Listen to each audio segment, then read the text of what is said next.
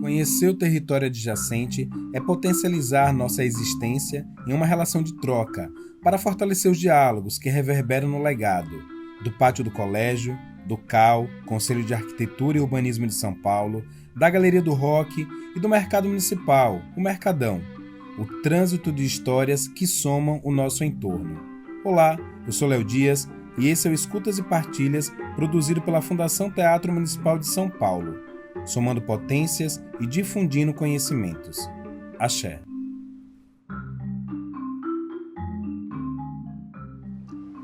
Então, Léo, a gente está aqui no jardim desse complexo histórico, cultural e religioso, centro dessa cidade, berço dessa cidade, para começar a falar mesmo do que isso significa, né?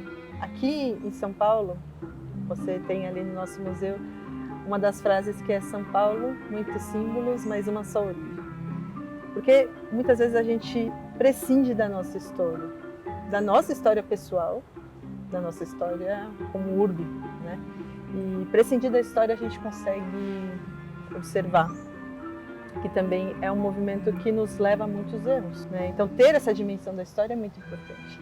Aqui nesse jardim a gente tem muitos elementos da nossa história para entender quem somos, de onde viemos e quem sabe nos iluminar também para que caminhos que a gente pode seguir, né? A gente está aqui com o Anchieta e a Bartira atrás da gente, essas figuras importantes da história de São Paulo.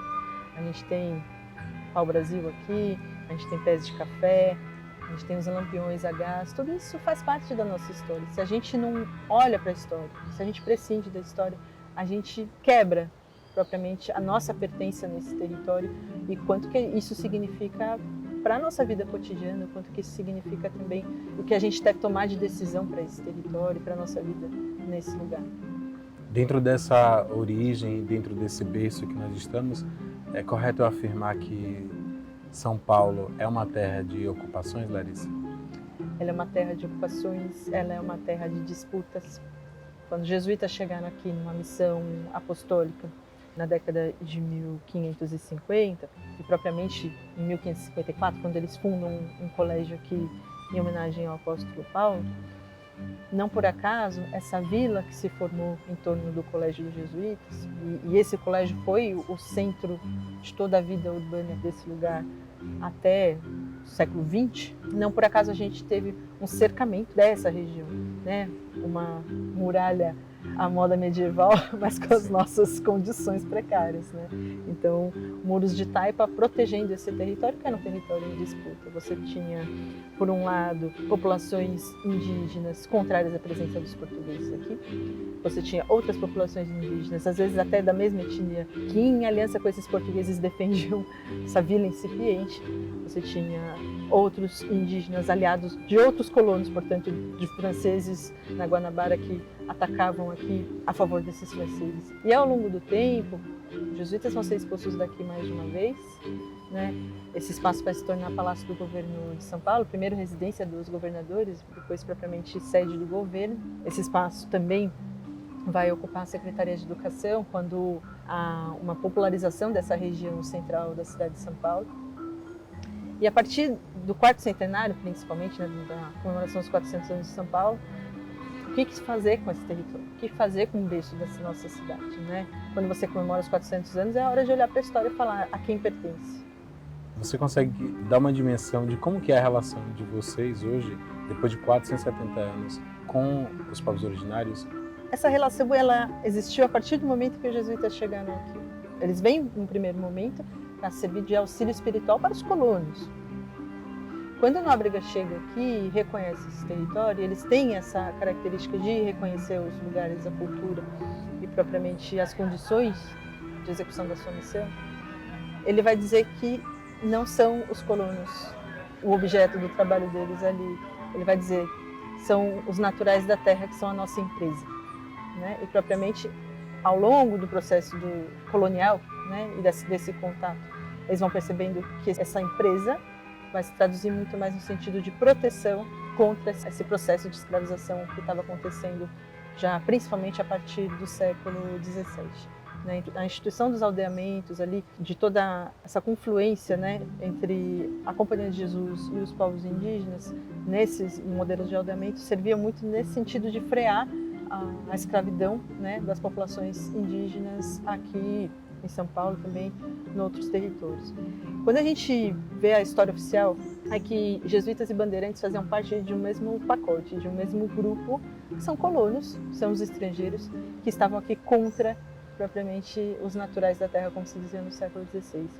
E esse modelo ele não é verdadeiro quando a gente olha para a história, porque eram propostas antagônicas. E os jesuítas vão ser acusados nesse sentido, né, de um entrave ao processo colonial, porque à medida que eles protegem essas populações contra a escravidão, eles estão impedindo propriamente o desenvolvimento da colônia, pelo menos o que era desejado pela coroa portuguesa.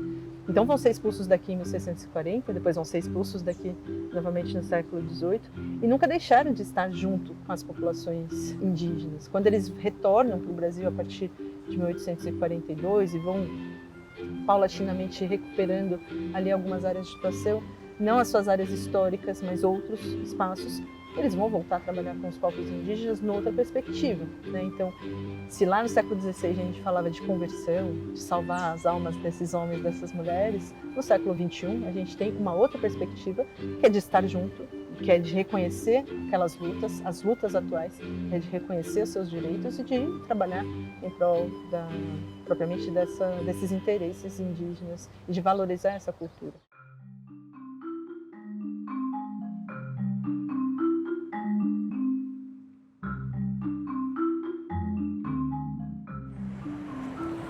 Bruna, século XXI, dentro da varanda do Teatro Municipal, o que eu gostaria de te ouvir é sobre esse passado, presente e futuro dentro de um prédio secular.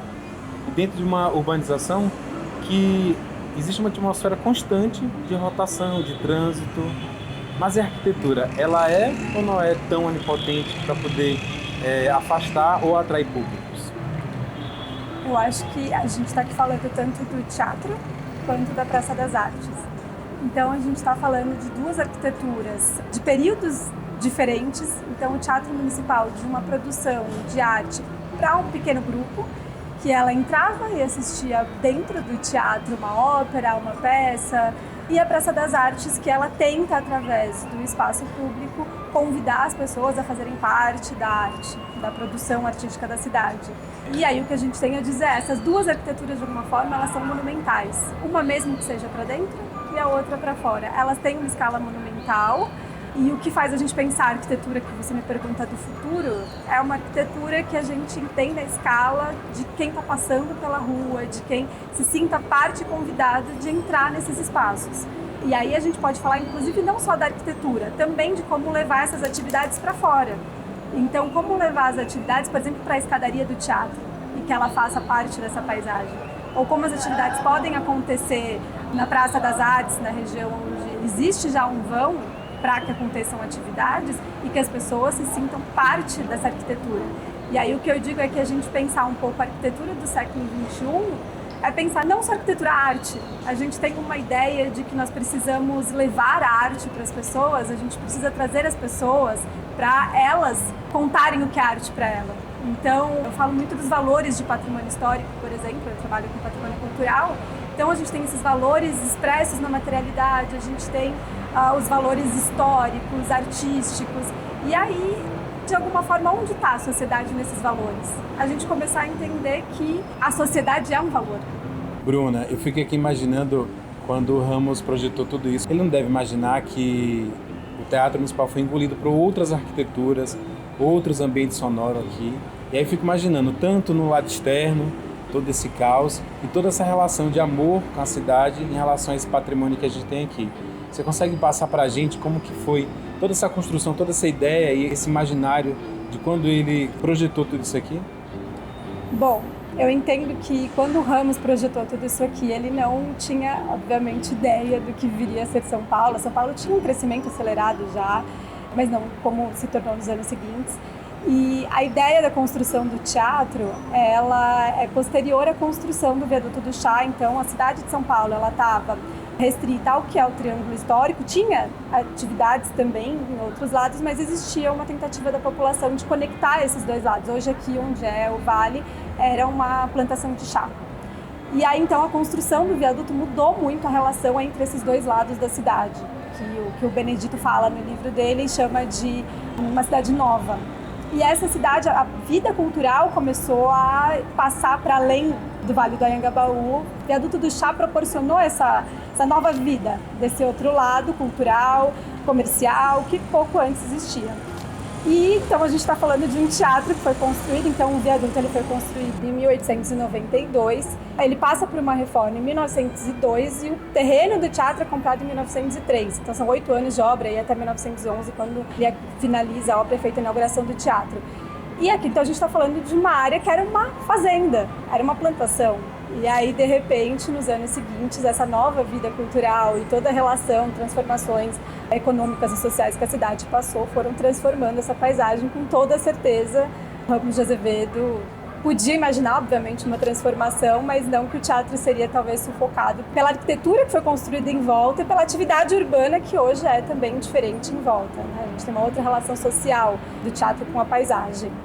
Como criar uma relação entre essa arquitetura tão secular dentro de uma paisagem que a própria urbanidade usufrui da calçada, e aí eu trago como exemplo os próprios skates, né? Que não deixa de ser uma arte, não deixa de ser um esporte, mas conversa dentro dessa arquitetura de uma maneira muito homogênea. Quando a gente olha e passa por aqui, a gente vê uma só paisagem. Os transeuntes, o arquiteto, a arquitetura e a paisagem da arte urbana e tão contemporânea que é a galera do skate. Como conversar com isso e dialogar dentro dessa arquitetura? O pessoal do skate é uma questão muito interessante no Teatro Municipal em si. Eles usam as escadarias, tanto aqui embaixo de onde a gente está, que é na lateral do teatro, como na frente do teatro, como obstáculos para praticar a atividade. Por diversas vezes, trabalhando com patrimônio cultural, eu ouvi muitas críticas do quanto, quando eles usam a escada, por exemplo, como um obstáculo, o quanto isso de alguma forma vai baloando a ponta da escada. E aí a gente até volta para a questão dos valores que eu estava falando anteriormente.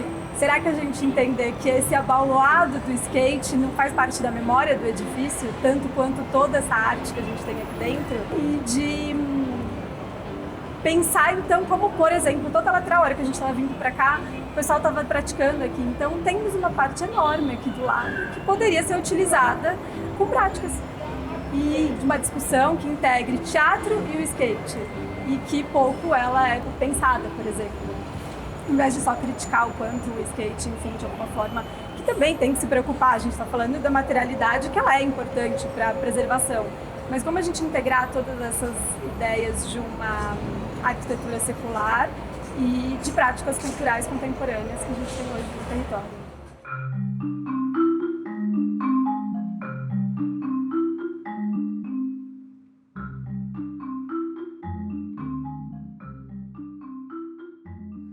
Tainá, eu estou muito feliz por saber que a gente estava conversando agora no bastidor e você falou que é a primeira vez que entra no Teatro Municipal. Como que é isso para você?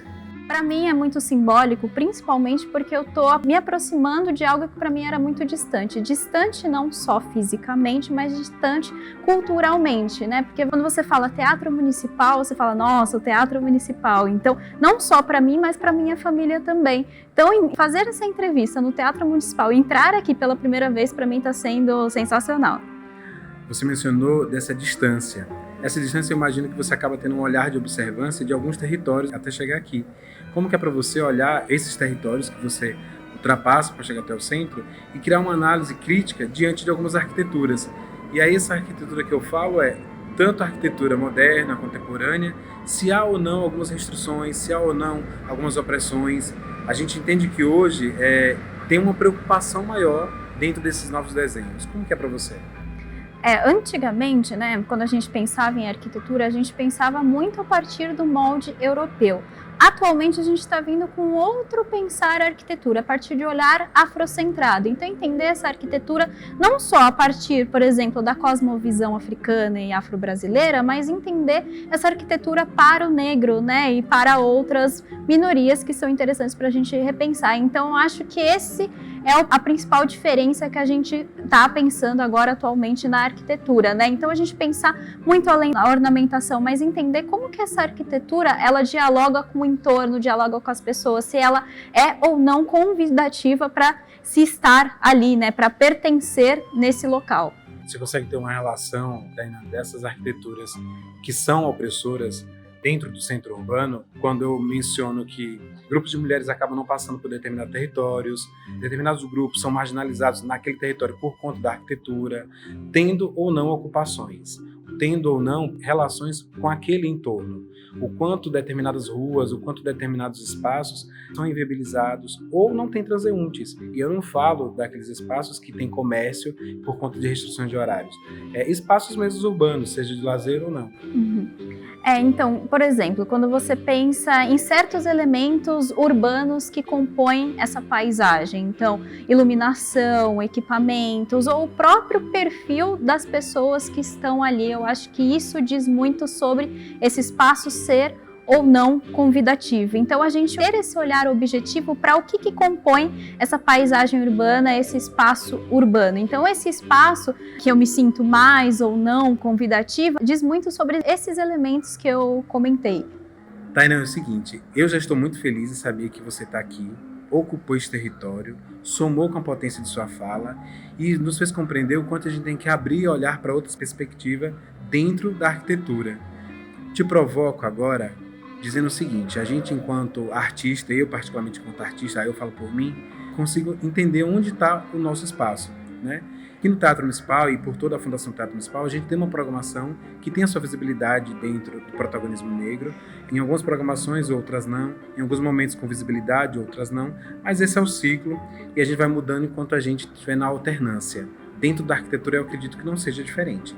Como que é esse movimento, do olhar desse movimento dentro das novas escritas da arquitetura? Esse movimento ele é muito recente ainda, então a gente está começando a trilhar caminhos para pensar a arquitetura a partir do olhar negro. Então, no século passado, por exemplo, né, a gente não estudava referências negras para desenhar. As referências eram sempre as referências de sempre. Ramos de Azevedo, Oscar Niemeyer, todas são essas referências. Então a gente está nesse processo de construir esse arcabouço teórico, essas referências bibliográficas e entender o que a gente vai olhar. Como que a gente tem que olhar a paisagem urbana? Como que a gente tem que entender a relação dessa arquitetura na paisagem urbana a partir desse olhar das necessidades do negro, das questões raciais, né? E nisso a gente se embasa muito, por exemplo, a partir de teóricos como Ovid Dias Nascimento, entender como que ele entende as relações étnico-raciais e como isso se aplica, né, à arquitetura e ao urbanismo, o paisagismo e todas as disciplinas associadas.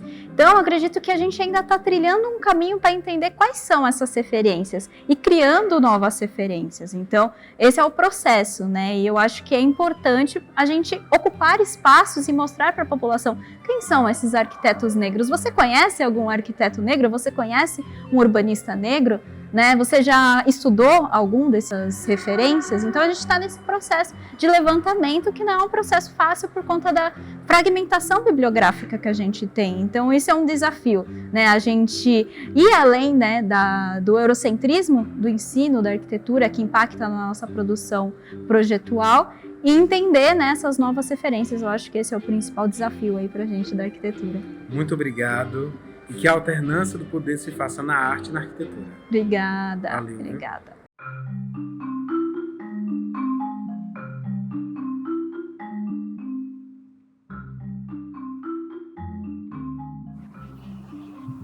Toninho, é um prazer estar aqui com você e eu fico muito feliz de poder saber que a gente está dentro de um prédio emblemático, onde uma arquitetura moderna, dentro da década de 60, inaugurou um apogeu de galerias na cidade de São Paulo.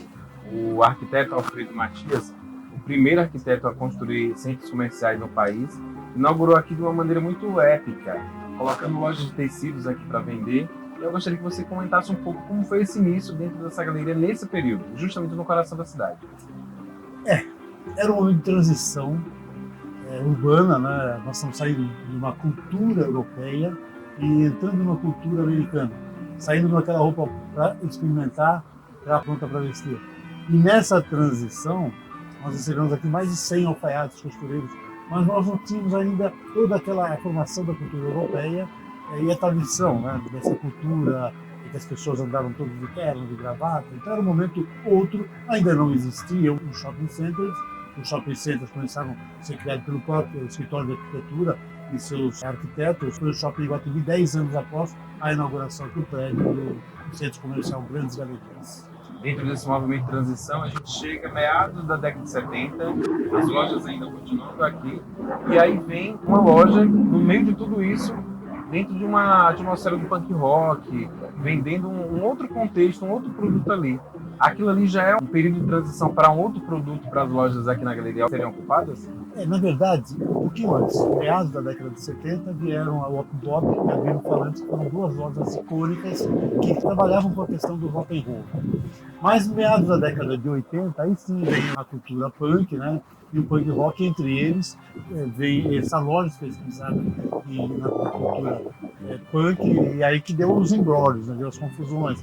O síndico da época não entendia muito bem aquele processo, não sabia que aquele movimento não era um movimento violento, apesar das características, né? Mas ele se sentiu agredido e começou a brigar e eliminou toda essa gente ligada diretamente à cultura do punk rock. Hoje você está gestor, administra todo o prédio, mas nesse período que iniciou esse shopping com todos esses movimentos, onde você se localizava aqui? Bom, eu era um fotógrafo, né, e na verdade é uma galeria, né, galeria Ansmal, como se diz. Ela nunca foi um shopping, nem tivemos pretensão de ser shopping. Eu entrei como fotógrafo, né, que eu tinha empresa de locação de equipamentos fotográficos, entrei e comecei a me situar até chegar um momento de transição maior que a prefeitura queria pegar o prédio para ela. Né. Eu já tinha feito a primeira faculdade e me organizei e falei, não, pera lá, não vai retirar isso. Eles são patrimônio de uma coletividade, e aí comecei a brigar. E nessa briga virou todo um atrativo, né, das mídias também, tentando se convergir para poder entender o que estava acontecendo, aquele fechamento, deu um auê muito grande. E eu tive que entrar, brigar, falar, não, espera lá, tu não vai levar isso. E acabou virando uma novela na Globo, Bolsa do Brasil chegou na novela, que dois personagens baseados no meu trabalho, um era o líder dos lojistas, que fez toda essa tratativa de não deixar a prefeitura tomar, e saiu, e assim foi, e nós conseguimos conquistar, e a partir dali, em 93, em 90 nós criamos a associação, e em 93 nós formamos, de fato, a administração e a gestão da galeria. Eu não queria, mas não teve jeito. A Galeria do Rock, para muita gente, é um ponto de encontro, é um ponto de memória. E aí tem avós que trazem seus netos, os pais que trazem seus filhos, vive o apogeu ainda na memória e ainda ativo dentro da sua contemporaneidade. O que eu gostaria que você mencionasse agora para a gente é como é composta essa arquitetura, os andares, além do centro de compra. Eu entendo que a Galeria do Rock é um museu.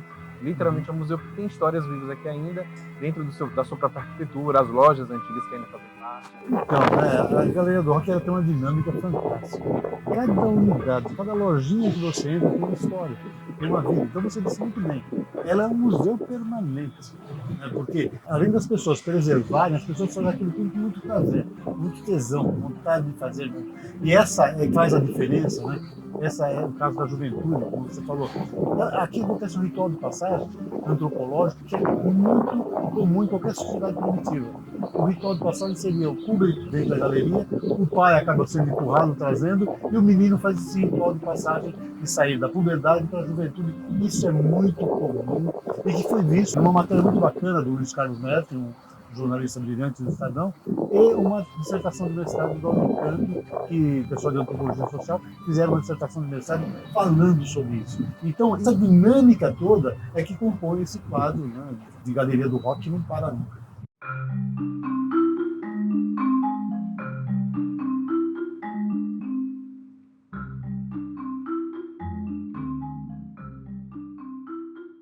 Aldo, muito obrigado por você poder participar e somar com toda a história do mercado municipal nesse projeto que é incrível. Mas eu gostaria de te ouvir algumas curiosidades. Nem sempre foram frutas, verduras, legumes, restaurante. E em determinado momento isso aqui foi muito mais tenso do que toda essa harmonia que a gente vê hoje. 1932, Revolução Constitucional. O que você pode somar sobre isso dentro dessa arquitetura? Eu que agradeço primeiro a oportunidade de estar falando aqui. Para chegar em 32, a gente tem que contar um pouco da história de como que o mercado surgiu. a cidade tinha um mercado a céu aberto ali na ladeira General Carneiro, ali no final da 25. E aí a prefeitura na época entendeu que precisava fazer um entreposto com estrutura para receber os atacadistas que vinham vender os produtos hortifruti em São Paulo. Aí a demanda foi contratar um escritório conhecido, que foi o Ramos de Azevedo, e ele planejou toda a estrutura do mercado municipal. O mercado municipal, o teatro municipal, grandes obras daquela época foram feitas pelo escritório do Ramos de Azevedo. E a inspiração dele, pelo que a gente apurou, vem de um mercado que fica em Berlim. No centro de Berlim é o mercado municipal, que tem mais ou menos a arquitetura que a gente tem aqui. E aí eles inovaram, fizeram um prédio com várias linhas arquitetônicas, né? Começou a construção em 1926, ele ficou pronto em 32.